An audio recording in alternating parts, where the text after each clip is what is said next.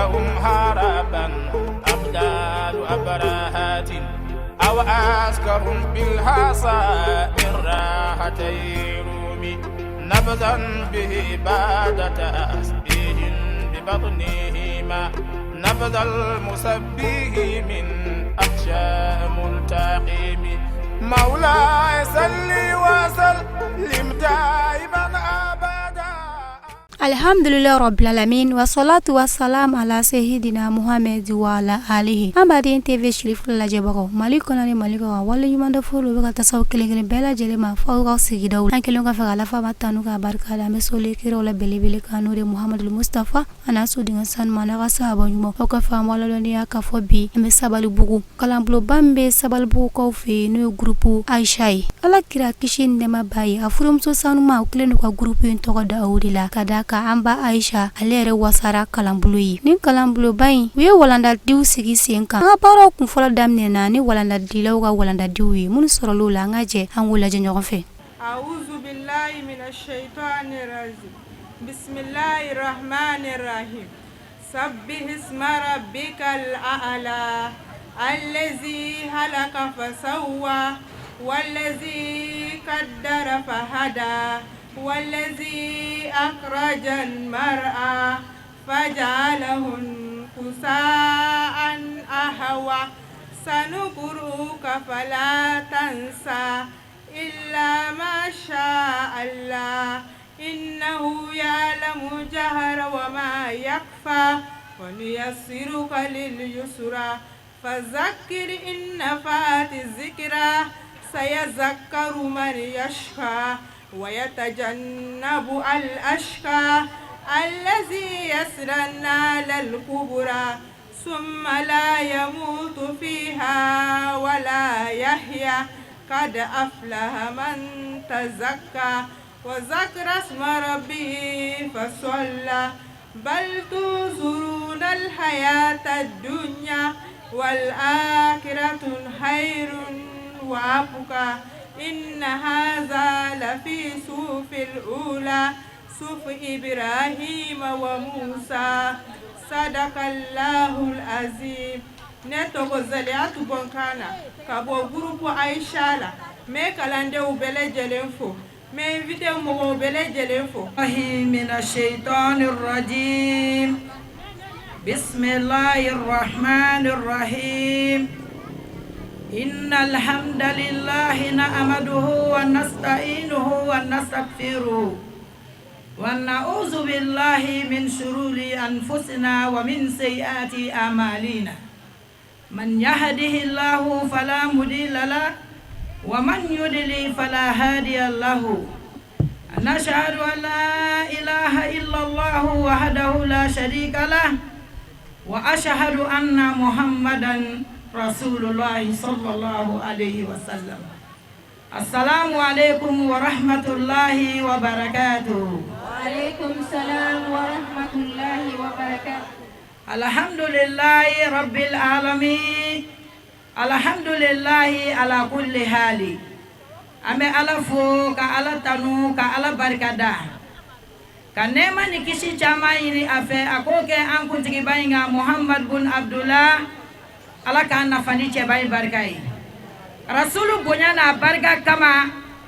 amba nyini ala fe ala ka jannatul firdausi no yaneni au bela jale. Alhamdulillah rabbil alamin anni so jale no biula daina grupu Aisha togola saosa ni sungalo mangono jora sani anga do sungalo bayingono ame anga karamogo wele ka ambali mo wele ka anfa wele ka sinju wele ka sigi nyogon wele kana doni fonyena Rasul sallallahu alaihi wasallam aka kuma gauna ka chesiri fana nyini ala fe kata dine ma grupu Aisha mbado grupu kurate grupu Aisha sigiri amina do asamu wande kono sabal bugu kono ya anga malmatuba do e haja Maryam Kulubaliye nga foli baye nga barkada baye nkara mogodo mbado nje nyogondo barake nyogondo mbafo kara mogo konna jado kara mogo fansire do alhamdulillahi rabbil alamina ale de ne ka nona bila groupe Aisha kono an ko sɛbɛnnen b'a la o kɔfɛ n karamɔgɔbaw m'u fo kosɛbɛ Ada Kojo ale bɛ lajarabi la ni waati in na an bɛ dugawu ɲini kalandenw fɛ u ka dugawu k'an ka nin malimatuba in ye ala ka kɛnɛya di a ma o kɔfɛ n bɛ n karamɔgɔ fo Usazi Abubakar Koyita Hafizu Kuranɛ an b'a fo dantɛ karamɔgɔ min na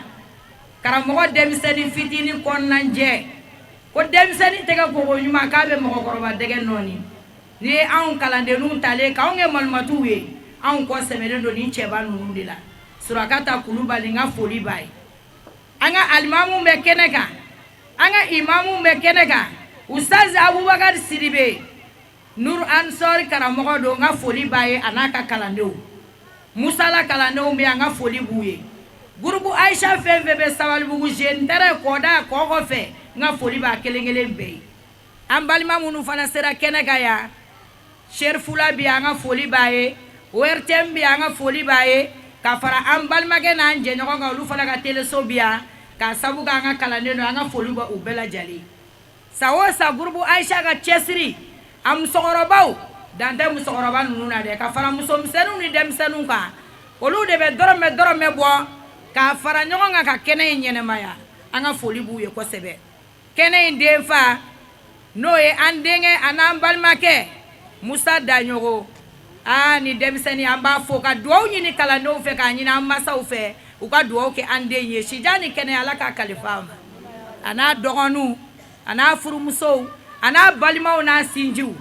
Sirifulaw caman bi yan n'o ye Jeli Sira Jabate yɛrɛ balimaw ye an ka foli b'u bɛɛ ye kɛnɛ nabaga kelen kelen bɛɛ ne yɛrɛ balimaw bi yan n sinjiw bi yan n denw bi yan n buramusow bi yan maa o maa y'i sen da i kunna ka na kɛnɛ in kan n ka foli b'a bɛɛ ye k'u bɛ bisimila u tare sija ni kɛnɛya ni labanko ɲuman ala k'a kalifa n'u bɛɛ la n yɛrɛ baarakɛɲɔgɔnw bi yan n'o ye Dairul Kayiri malimatubaw a n'a Usaziw n ka foli b'u bɛɛ lajɛlen ka fara n baarakɛɲɔgɔn bɛɛ lajɛlen kan ala k'an bolo mɛn baara in na ala ka sija ni kɛnɛya kalifa ma sunkalo ala k'a don an garisɛgɛ la an ka jamana ala k'a basigi ala ka hakilisigi don a kɔnɔ ala ka basigi don a kɔnɔ ala k'an sɔn dɔɔni barikama na o kɔfɛ an furukɛ bi yan n'o ye Sidi Mohamɛdi Tarawele an ka foli b'a ye ale min sɔnna ka jɛ malimatu ma k'a bila ni boli in na an t'i ɲinɛ an kɔ fiyewu an ka foli b'a ye ala ka sija ni kɛnɛya kalifa an bɛɛ lajɛlen ma assalamu alaikum wa rahmatullahi wa barakatuhu. Bismillahirrahmanirrahim. Summa salatu wa salam rasulillah. Ne bɛna bɔ ka suratu Alaki de kalaw Bismillahirrahmanirrahim. Iqra bismi rabbikal ladzi khalaq khalaqal insana min alaq Iqra wa rabbukal akram allazi allama bil kalam allamal insana ma lam ya'lam kalla innal insana la yatqa anna ra'ahu istakna inna ila rabbika ruj'a ara'aita allazi yanha abdan iza salla ara'aita in kana lal huda aw amara bit taqwa ara'aita in kazzaba wa tawalla alam ya'lam bi anna Allah yara kalla la illam yantahi lanasfa'an bin nasiya nasiyatin kazibatin qati'a falyad'u nadiya sanadi'u zabaniyat kalla la tutu wasjud waqtarib ni kun ya balimamuso ana denmuso n'o ye Aminatu Umaru Bagayogo ka bɔ groupe Aisha kalanyɔrɔ la ne bɛ kɛnɛ nabaga bɛɛ lajɛlen fo n b'an ka karamɔgɔbaw fo kɛrɛnkɛrɛnnenya la n b'an ka malimatu fo ne ye Aja Mariam Kulubali ye k'an ka darusu yɛrɛ dibaga fo ne ye Seyida Hawawu Tarawele ye ka foli si nabaga bɛɛ lajɛlen ma ka ɲini Alahu subahana wa taala fɛ fɛn min m'aw natɔ sɔrɔ o kana aw tatɔ sɔrɔ wassalamu alaikum warahmatullahi wabarakatuh. A'udzu billahi minasyaitonir rajim. Ame tanga ɲini ala fɛ ka bɔ setani dangalen ni tɔɔrɔ ma setani min kɛra farala b'o fɛn ye. Bismillahirrahmanirrahim. An b'an sinsin ni ala tɔgɔ barikama ye masa min y'a fɔlɔ n'ale de b'a laban أرأيت الذي يكذب بالدين Mamadu ema mɔgɔ ye wa minnu bɛ lahara nkalontigiya فذلك الذي يدعو اليتيم olu b'o cogo la u bɛ yatimɛdenw gɛn ka b'u kɔrɔ ولا يعود على طعام u المسكين ti lasuli kɛ ka taa misikina ka dumunili mɔ فويل للمصلين bɔnɛ bɔ olu ye الذين هم عن صلاتهم ساهون selila minnu ɲinalen don u ka seli kɔ الذين هم يراءون n'u bɛ yɛrɛ yira don u ka seli la ويمنعون الماعون n'i taar'u bolofɛnw singa u tɛ sɔn k'a d'i ma صدق الله العظيم Ala ye tiɲɛ fɔ ni mun y'aw balimamuso Fana Mariko ye ka bɔ groupe Aisha la an bɛ foli se silamɛmuso bɛɛ lajɛlen ma awɔ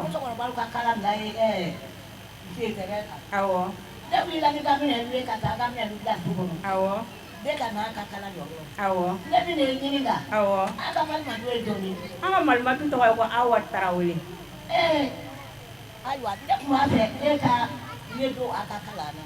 n'i taara a b'i kalan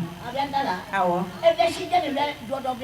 a ma f'i ɲɛna ko ka dɔɔni ɲini depuis i bɛ bamunanfini na fo ka taa se kasange ma k'i ka dɔɔni ɲini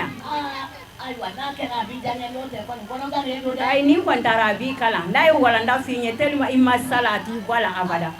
hali n'i ye san kelen ka walanda la n'a ma don dɔrɔn a t'i bɔ a la o kumana ayiwa alhamdulilayi rabbil alamin an bɛ nabaga an tɔgɔ ye ko Fana Mariko ka bɔ Sabalibugu groupe Aisha la an bɛ nabaga kelen kelen bɛɛ lajɛlen Assalamu alaikum wa rahmatullahi ta'ala wa barakatuh. Ne balimamuso cɛ ka hakɛ tan de muso kan. Ne balimamuso Bintu hakɛ tan o man ca. Awɔ hakɛ tan an ka karamɔgɔ y'a fɔ an ɲɛna cogoya min na. Hakɛ tan. I bɛ se ka hakɛ tan ninnu fɔ an ye. N bɛna fɔ aw ɲɛna. Cɛ ka hakɛ tan fɔlɔ i ka cɛ sunɔgɔ wagati dɔ a n'a ka dumuni kɛ wagati. A filanan i k'i janto cɛ bolofɛn bɛɛ lajɛlen na a sabanan i ka cɛ balimaw ladon i n'a fɔ i b'i yɛrɛ balimaw ladon cogoya min na a naaninan i kana taa yɔrɔ la ni cɛ ma jɛn n'a ye a duurunan i kana doni da i cɛ doni min n'a se t'a ye a wɔɔrɔnan ko ni cɛ bɛ taa baarakɛyɔrɔ i k'a bilasira ka duwawu k'a ye a wolonfilanan n'a nana ka bɔ baarakɛyɔrɔ i k'a kunbɛn ka nisɔndiya a kɔrɔ a seeginan i kana don a seeginan ni cɛ dɛsɛra i k'a dɛmɛ i kana kunnada a kɔnɔntɔnnan n'a ye sunna ni farida ɲini fɛ i kana jɛ a la a tannan i k'i cɛ labato cogo bɛɛ lajɛlen na fɔ n'a kɛra Ala kuta ye ne balimamuso ni de ye cɛ ka hakɛ ta i furumuso kan. Ne balimamuso Bintu mashallah ni nin ye cɛ ka hakɛ ta ye muso kan an bɛna a ɲini k'a dɔn ne balimamuso Bintu i ye hakɛ dɔ fɔ i ko ni cɛ bɛ taa baarakɛyɔrɔ la k'i k'i nisɔndiya k'a kunbɛn n'a bɛ segin i k'a kunbɛn k'a ka minɛnw minɛ an farafinmusow dun yan farafinkɛw dun n'i tagar'u kunbɛn bugɔli tɛ bɔ a la kɔni. Ayi bugɔli tɛ bɔ a la an musow yɛrɛ bɛ diinɛ ɲini cogoya min na k'a dɔn an furukɛw yɛrɛ b'a ɲini ten k'a dɔn. Mashallah ne balimamuso Bintu y'i ka ni walanda ɲuman in kalan min? Ne y'a kalan groupe Aisha la. Groupe Aisha bɛ fan jumɛn? An ka kalanyɔrɔ filɛ Jeune Tere da la Jɛ Sira Jabate ka so. Mashallah alhamdulilayi ala kuli hali n'Ala sɔnna ma ne ni n terimusow n bɛ n ka gɛrɛnadenw wele sini bɛɛ an bɛ taa an tɔgɔ sɛbɛn groupe Aisha la ne tɔgɔ Mayimuna Sawadogo ka bɔ groupe Aisha la ne b'an ka kɛnɛ nabaga bɛɛ lajɛlen fo k'an ka malimatuba in fo n'o ye Awa Tarawele ani Mariam Kulibali fɛn min m'aw natɔ sɔrɔ o ka n'aw tatɔ sɔrɔ. Ne b'an ka karamɔgɔw bɛɛ lajɛlen fo. Waalaikum salam wa rahmatullahi wa barakatuh. Ne balimamuso ne bɛ fɛ k'e ɲininka ko farida bɛ seli la seli farida yɛrɛ ye jumɛn de ye? Alhamdulillah farida bɛ seli la seli farida. Assalamu alaikum wa rahmatullahi ta'ala wa barakatuh. Seli farida ye 15 ye a fɔlɔ i bɛ ŋaniya siri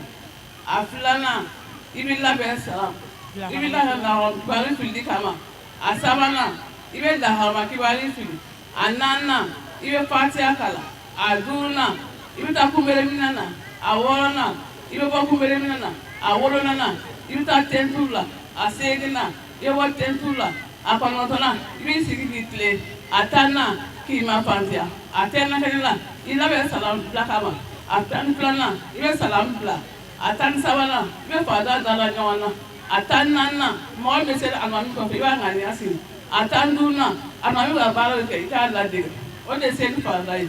Alhamdulillah ne balimamuso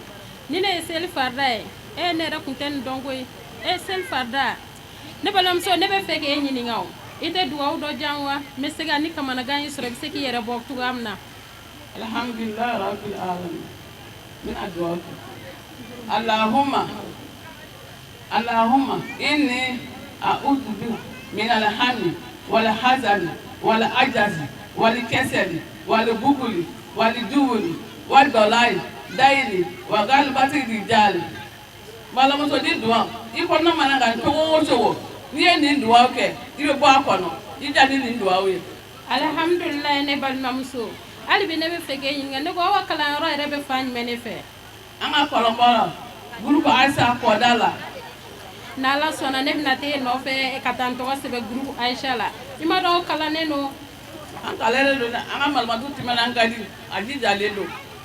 Ne tɔgɔ ye Ayisatu Kanɛ ka bɔ gurupu Ayisa la ne bɛ kɛnɛ nabaga bɛɛ lajɛlen fo n b'an ka malimatu bɛɛ lajɛlen fo malimatu Mariam Kulubali ani Awa Tarawele. Ne tɔgɔ ye Ina Kasoge ka bɔ gurupu Ayisa la Sabalibugu kɔda la n bɛ nabagaw bɛɛ fo kɛrɛnkɛrɛnnen an ka Hawa Tarawele an ka malimatu timinanja k'a ni cɛsiri k'a ni timinanja ani Mariam Kulubali n ka foli b'u bɛɛ ye. Assalamu alaikum warahmatullahi ta'ala wabarakatuh. Da'i mina shaitanir rajim. Bismillahir rahmanir rahim. Ne bɛna bɔ ka hadisa de kalan hadisa 9.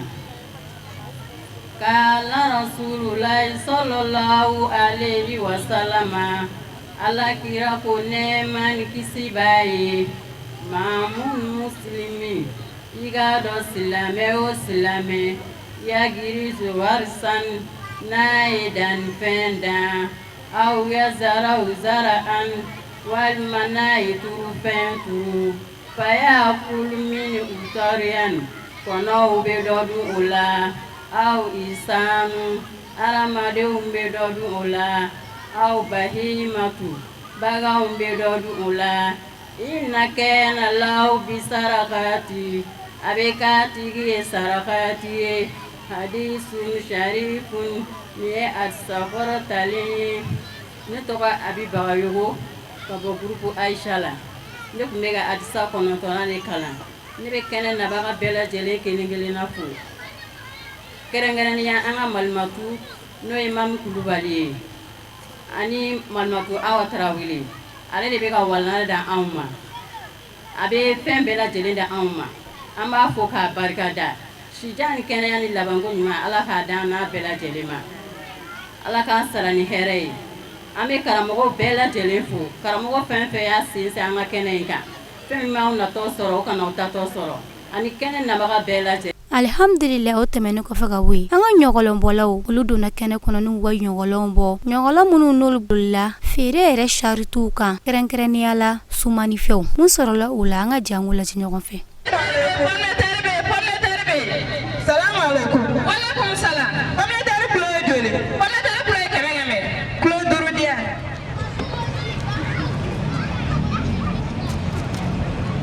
Binu. Ahawar. Awo. Neba, ni kami dari Pulau Durudia. Ni kado ni. Ini kado apa? Ita wanita.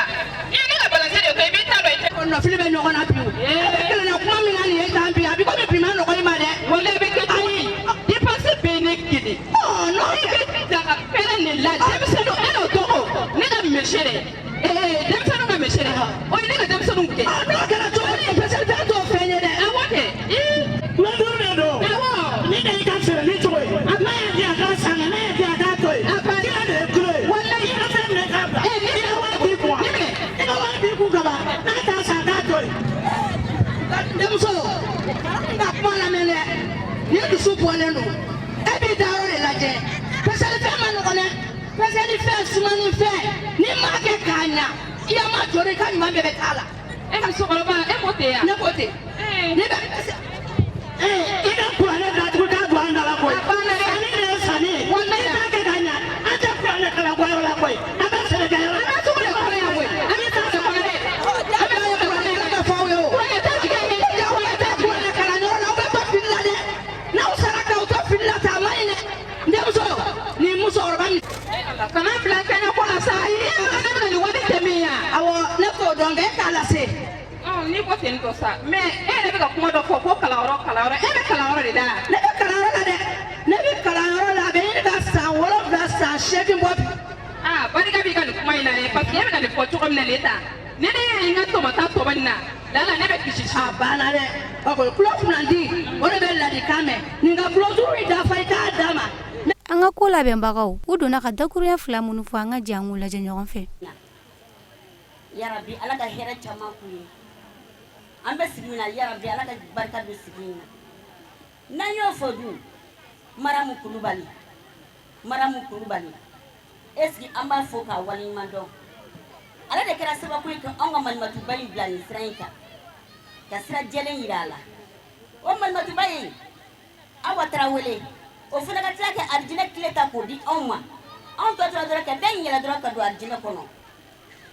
Tarawele ka bɔ k'a fɔ k'a waleɲuman dɔn n'an y'a fɔ dun a furuka ɲuman bɛ jama in na yan n'i y'a ye Tɛnɛ Tarawele bɛ sɔn ka na kalandenw kalan a cɛ de sɔnna an b'a furuka ɲuman in fɔ sija ni kɛnɛya bɛ Ala bolo Ala k'a d'a ma labanko ɲuman bɛ Ala bolo Ala k'a d'a ma n'i y'o fɔ dun Daɲɔgɔnna bɛ kɛnɛ in kan yan ne furukɛ bɛ kɛnɛ in kan yan Dirisa Daɲogo a bɛ kɛnɛ in kan yan Daɲɔgɔnna bɛɛ lajɛlen bɛ yan a n'a balimamuso bɛɛ bɛ kɛnɛ in kan yan ka bɔ k'u bɛɛ lajɛlen fo k'u waleɲuman dɔn dan tɛ foli min na Ala ye min dɔn ko wasa kɛra jama fɛn fɛn nana kɛnɛ in kan yan mɔgɔ mɔgɔ y'a kɔnɔ bɔ a sen kɔrɔ ka se anw ka kɛnɛ sanumanba in kan yan kalandenw tɔgɔ la kalanden bɛɛ lajɛlen ko ten k'an bɛ bɔ k'a bɛɛ lajɛlen fo ka bɛɛ waleɲuman dɔn dan tɛ foli min na an tɔ minnu bɛ sugu kɔnɔ minnu bɛ so kɔnɔnaw la minnu bɛ gɛrɛnsigiw la u ɲɛ bɛ anw na dɛ an bɛ Ala deli yarabi Ala ka bɔda di u bɛɛ lajɛlen ma u bɛɛ kana kɛnɛ in kan ka na dɔɔni ɲini k'a dɔn laɲini minnu tun b'a kɔnɔ kunun ani bi ani sini masa in de y'o dɔnbaa ye mais an ye fɛn kelen kɔni kɔlɔsi o de ye karamɔgɔ minnu bɛ a kɔnɔ n'u bɛ ka maaw kalan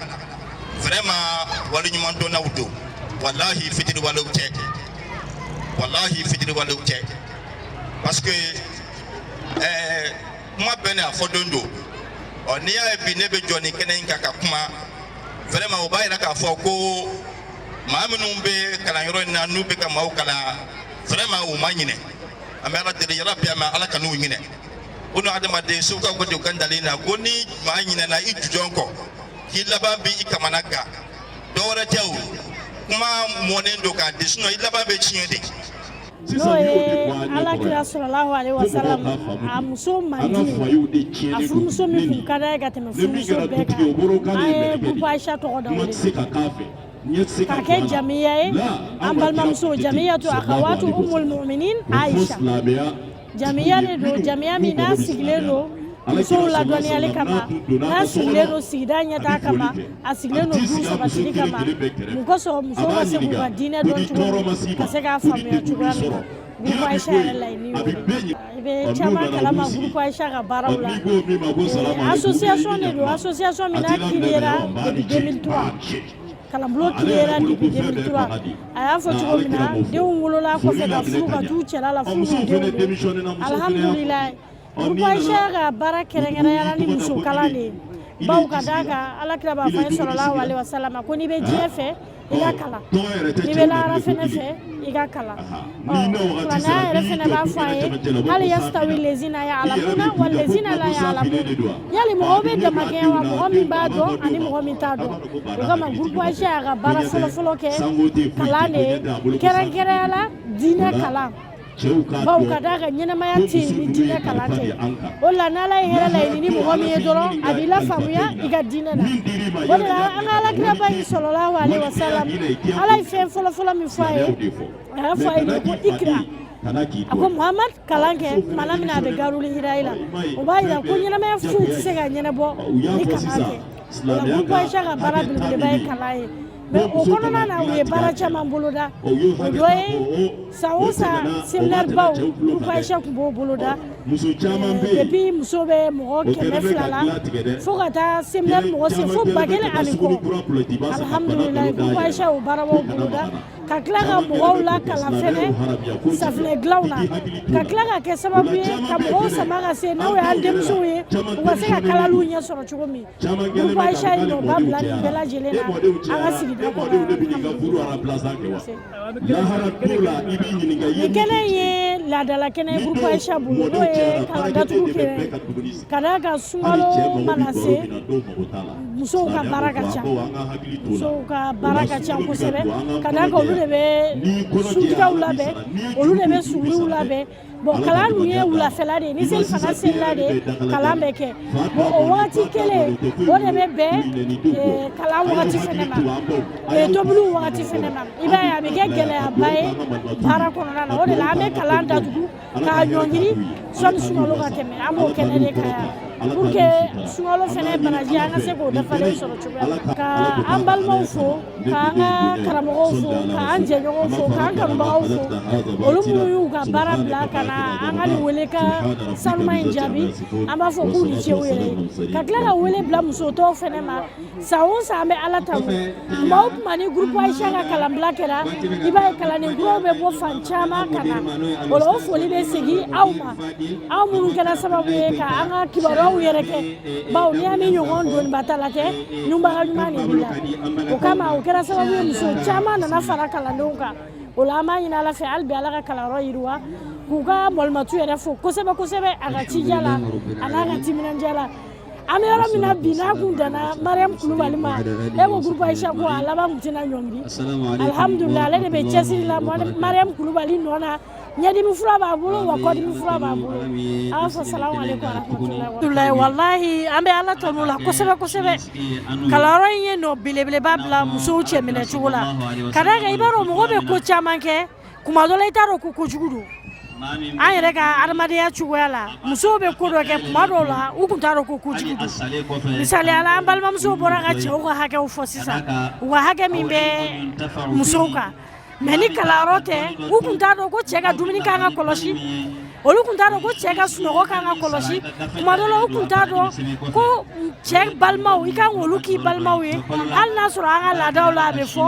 mais k'a minɛ ni sɛbɛ k'a dɔn ko n'i y'a kɛ k'i bɛ baraji sɔrɔ et puis n'i y'a to yen fɛnɛ i bɛ jurumu sɔrɔ ni kalanyɔrɔ tɛ u kun t'o dɔn mais alhamdulilayi a y'a to kɛlɛmisɛnnin caman b'an ka duw kɔnɔ o dabila la wa an bɛ se ka seereya cɛ caman ye seereya bi an kan k'a fɔ an ye alhamdulilayi kalanyɔrɔ in kɛra sababu ye ka yɛlɛma don ne muso ka lahalaya la hali ka da a ye dɔw bɔ filani ka don na i b'a dɔn ni jama cayara du kɔnɔ sinamusomaw ni ɲɔgɔn cɛ bisikajuguw de bɛ na o la musow ka nin cɛsiri ani groupe Aisha ka cɛsiri a kɛra sababu ye ka muso caman bɔ filani ka don na hali n'a dan'o ma an b'a fɔ ko alhamdulilayi rabbil alamin bawo ka d'a kan o de bɛ kɛ sababu ye ka bɛnbaliya don an ka duw kɔnɔ an b'a fɔ k'a ye nɔ belebeleba bɔ an ka sokɔnɔna maraw cogoya la ani an ka denw ladon cogo fɛnɛ na alhamdulilayi nisɔndiya ba bɛ n na n kɛlen parrain ka sababu kɛ musokɔrɔba ninnu u ka timinandiya ani cɛsiri min b'u la kalanbulon nin na u ka tila ka ne fitinin ye ka ne ta ka ne kɛ parrain foyi de tɛ ne bolo ni foli tɛ ka lasi an ba ninnu ma an bɛ dugawu de kɛ u ka timinandiya ala ka kɛ alijinɛ sara y'u ye u ka cɛsiri ala ka kɛ alijinɛ sara ye kɛrɛnkɛrɛnnenya an b'u ka malimatu fo malimatu ni cɛsiri surtout maakɔrɔba kalan a bɛ ka cɛsiri min kɛ an bɛ dugawu kɛ ala ka kɛ alijinɛ sara ye a n'an balima silamɛdenw bɛɛ lajɛlen ma an ka foli bɛ nabaga bɛɛ lajɛlen ye fɛn o fɛn de bɛ yen k'u ka dɔrɔmɛ kelen k'o donna nin na ala ka kɛ alijinɛ sara ye malimatu n'a ka kalandenw u kafola alijinɛ kɔnɔ u kafora diɲɛ nin kɔnɔ ka nin kɛ cogo min na ala k'u kafo alijinɛ firidawusi kɔnɔ o kɛnɛ kelen na an ka dugawu bɛ bɛɛ lajɛlen ye an ka dugawu bɛ an ka alimamiw ye an ka dugawu bɛ an ka karamɔgɔw ye ala ka san caman ta yira an kɛnɛma la ala ka tiɲɛ dɛmɛ ala k'an bɛɛ lajɛlen kɛ tiɲɛ dɛmɛbaga ye أكتبوا كان صلى الله عليه وسلم. محمد الفاتح لما أغلق والخاتم لما سبق الناصر الله بالحق والهادي إلى صراطك المستقيم وعلى آله حق قدر مقداره العظيم. ربنا أنزل علينا مائدة من السماء تكون لنا عيدا لأولنا وآخرنا وآية منك وارزقنا وأنت خير الرازقين. ربنا آتنا في الدنيا حسنة وفي الآخرة حسنة وقنا عذاب النار. اللهم صل على محمد في الأولين وصل على محمد في الآخرين وصل على محمد في الملأ الأعلى إلى يوم الدين. سبحان ربك رب العزة ما يصفون وسلام على المرسلين والحمد لله رب العالمين. ثم الحمد لله نبارك ننا كونجي ننا أستاذي قبل سر لكوني مصر لولا جانغولا جنوفي أبلا كفاية كو إقرأ كلامك على كلام صلى الله عليه وسلم أكون ما كلامه أكلامك بشي أي على كلام بشي صلى الله عليه وسلم فوشين سبا كوا كلام على كلام كون ما كلام أكما كسرك على يشيكا من دعاء كنا نو القرآن آية فلا من دعاء كنا فعلى كلام صلى الله عليه وسلم ودك كلام كما يقوى ما كو كلامك نما توكي الذي خلق على من دانيك خلق الإنسان من علق الذي أدم دا كابني جيلا كنا كجولي كنا كسوغي فنا كنا كأدم دفالي donc na yini njate mine amina mun famu ka fo ala be fe ka fo yidi ka fo dina barat se ka keni doniyate wa dina doni fana se ga soro ni sengente ni ko flan laje jibril ka ala ka bishi sallallahu alaihi wasallam iba don ka fo ko sete jibril ni ala ka ya mariyate ga ala bi ya mariyade mun kama ka se ga walanda di an fana ma nga don ka fo ala kira sengana fami no fe yara an ngonga senga na flayula no ta ala kum se ga Qur'an jingi ala kiraka sallallahu alaihi wasallam abe abi kunu ka sura dafale ba bulu wa ba lasi abi sulaw ayo fayo sallallahu alaihi wasallam akmamana ni ala kira ni jurla be ga kala na ala kira bi dalatele aba kala no fayo mun faye ko ala kira akala me folo akala jibril la me jibril ka kala ko ala bina inna alaina qur'anahu bayana qala allah subhanahu wa ta'ala alabna wala di ala kirama ka koro famiya di ama kana presi لا تحرك به لسانك لتعجل به كان إن تليانا على كرا الله مني كلاني على بنا فاميا ديما donc ala kumiseke o damina depuis Qur'an jingo folaw gamuna moke aka don ko atinye sengengo am vana ka don ko atinye sengo wala ambalakaw afla bara na tata sengo ko de ala kra bishira fami no fe aw ka sunogo cheni o no fe wal ma ka tewuli cheni o no fe wal ma ka telelaje cheni o no fe o tafoye parce que ala kra sengana no fe wa afla femina ya chesira fede ni chinye sigi de aw bolo adama de jako kun fola min bi bolo nyana ma kono o shide de ishide ka jago kun ni ya me nyona bato kala te be balula ni ya me nyona dimini kala te be balula ni ya me nyona wori nyina te be balula ko adama de bi fon fen nyini shide ba to bi se ga ke o shindu adama de bi nyini ga nema fola min o shide summa la tusaluna yawma idhin anin na'im kwa min yin ga lahara do ala kan nema wala wani bin yin ga nema la nema kun fola ishide wala nga shi tono bo wa shi tono bo yoro do ejume o de kalamblo nuye shi tono bo yoro do kalamblo nuye kele aw bina o ka dina famia don abuna o ka bato kechogo don bato kechogo min be na manya ibolo lahara do nyuma bi tende de ka laje folo min kisa min bala e bato minge e be ka seli teseli surando ita seli chenvendo ita seli nyefendo ete jaraba ko tugodo ita seli ita tugodo e ka bato bitami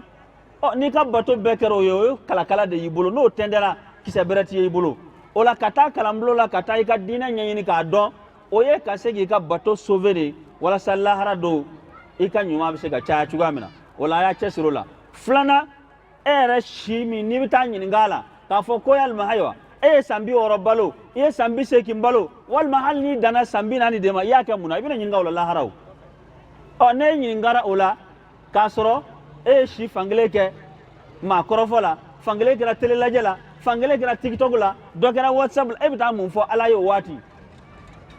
ngani kalamblo ni nyingal sero erima aw ka kalamblo eri ni nyingal sera ma lahara do aw bi presse nyingal ka so dema ka fo ke e kumbe munani wati selfana selle ko fe ndena dunya fe wal matarata dunya fe wala araba dunya fe ek mba muna ibi presse wati nyingali ka soma parce que o yi soro qur'ane kala yoro la o yi soro ala ko suma yoro la ibi presse wala wala ibaye la hara do awera bina nimisaira ko hali malmatu kunga dogo ku be ke kala dunya ya aw ka yela ma kala yoro la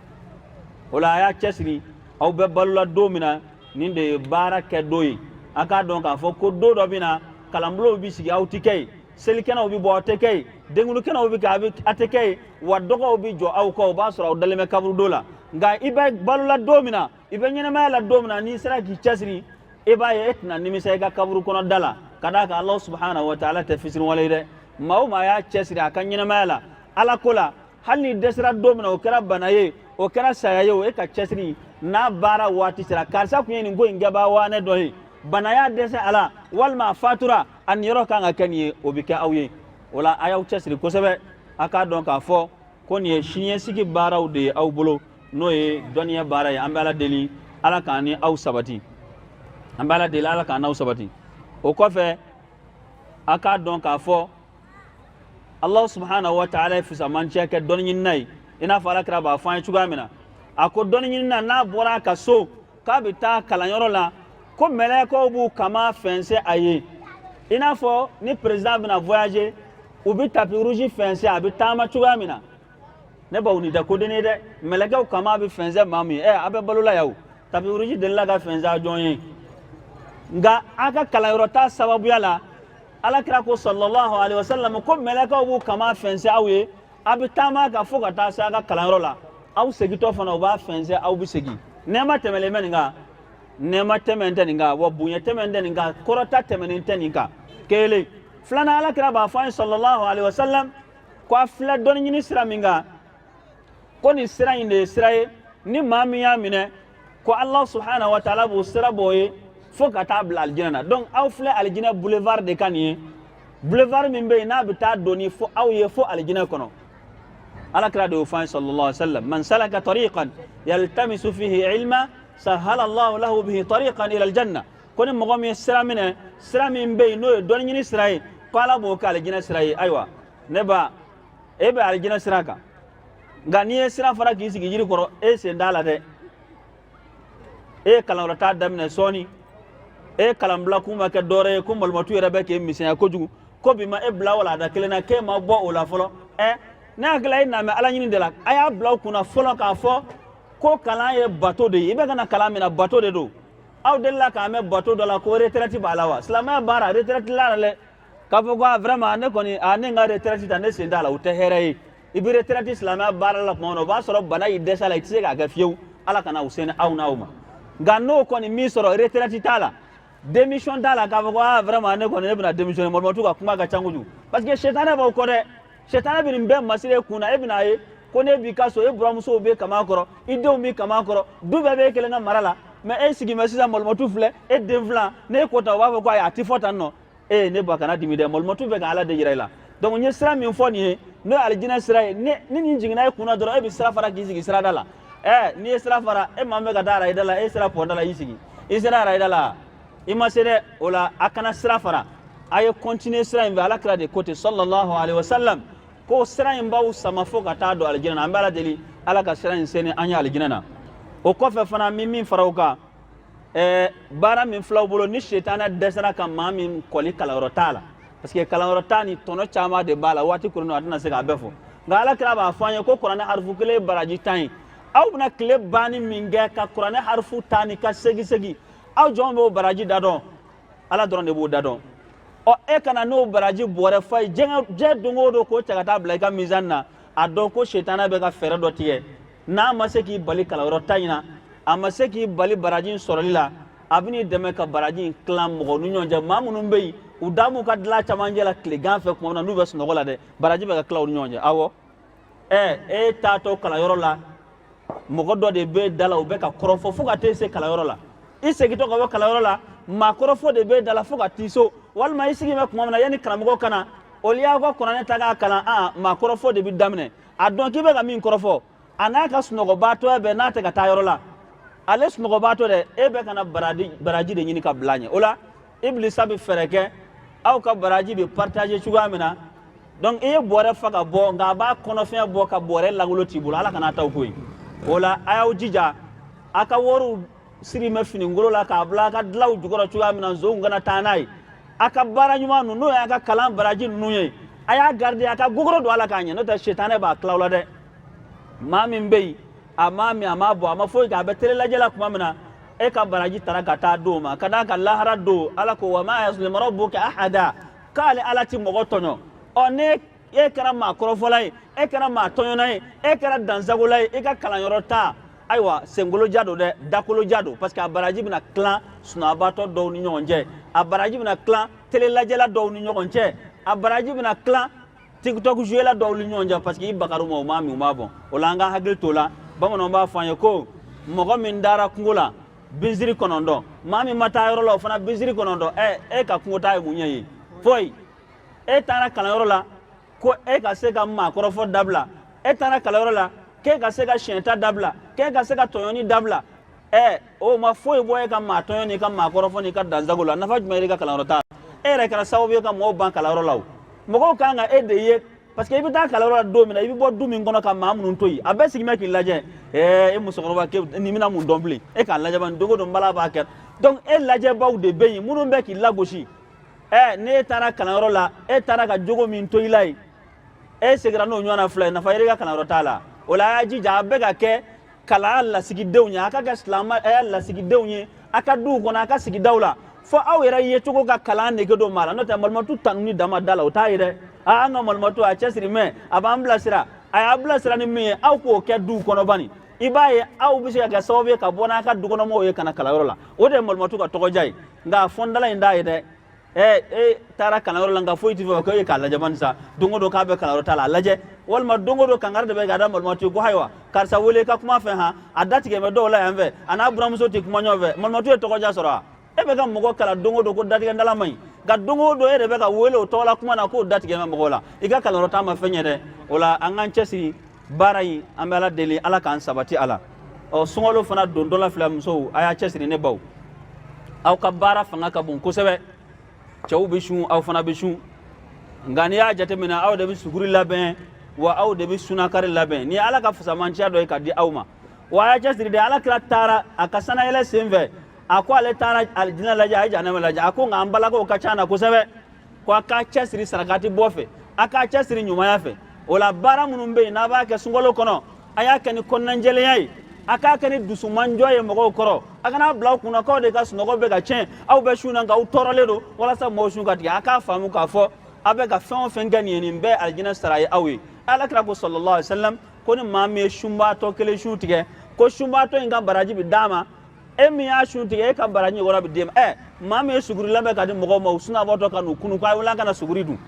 mami suna kari labe kana sigi misiri wala kuma na ko aga dimini fila ya du ne ko shundi ka teme mo ka to mo ba yira ko kengel na be aw tobli kala kengel na be bise ka sungolo fla wala ma sungolo saba sungolo kelen kono na ka nyuma yayi ngabe ka chugodi na ya kan ikhlasu no ya ala kama barai ka blaw kuna ko aw sarabe ala de bolo ay cewta ka toro bramso te ka toro ni mo gonun te ka toro nga aw be ka ala de nyina ka barawi ni bara in karawi abe ka aljina sara ya awi ambala de ni ala ka aljina no ya nawi wala anga do sungolo en fana kono nga anga do ko ni ya fayde ne baw na fara ko sungolo ye jurumu ya fay a kletan folo e hinay flana o jurumu ya fay sabana ko e ka horali ka botasumana nga e ka sungolo beke ni mo datige menyo tikma ma fe akana ki kono ki ka bato mina todo de e ka bara glonere do fo ka ya fanyoma o awdu datige ndala ko ni oye darakani klela ya bula ka hagil to la ko sebe ni sungolo barka mai ka shu ka kongo munyu ka minogo munyu ka kla ka naflo ka sengolo ja ka snogo chen suguru to ni daraka sunakari tobula ka kla ka na yeke ka bara glonere do parce que e ba me ka ya fa doma e dumi fa ala ka ya fa ma ola ala bi ya fa nyina fe kwanga ya fanyogoma komi kunya fanga korafo dande na choya minani kunya anye sabalu buku ko fe kalambulo bambe na ba wele groupe Aisha ala kira kishin de mabai afurum so sanmo klendo ka groupe to ko dalri la kadaka alere wasara kalambulo yi ame duwa ke ala nyina tayira na hera la choya mina ala ka samra tayira na basigine bene kila la ka sabatanga jamana nun kono ba ufoka wale nyumando ka duwa ke ala ka sida wara irana ka annahum haraban أبدال أبراهات أو أسكرهم بالحصى من راحتي رومي نبذا به بعد تأسيه ببطنهما نبذ المسبيه من أحشاء ملتقم مولاي صل وسلم دائما